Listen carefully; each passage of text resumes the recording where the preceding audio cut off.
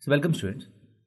In this question you're asked to find the coefficient of x power 5 in 1 plus 2x plus 3x square so on up to infinity whole power minus 3 by 2. So this question is based on your knowledge of binomial expansion for negative integer index. So if you see 1 plus 2x plus 3x square plus so on up to infinity is nothing but 1 minus x whole power minus 2. So the expansion of 1 minus x whole power minus 2, if you write this expansion, 1 minus x whole power minus 2, you get this expansion.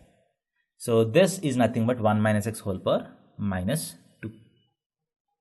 So now, if you substitute this in the place of this, you get 1 minus x whole power minus 2 whole power minus 3 by 2. That's nothing but 1 minus x whole cube. So the given expression is effectively 1 minus x whole cube. So what is the coefficient of x power 5 in this expansion? Obviously this expansion has only terms up to x cube. So there is no x power 5 coefficient, that is the coefficient of x power 5 is equal to 0. So none of this is the answer to this question. Thank you.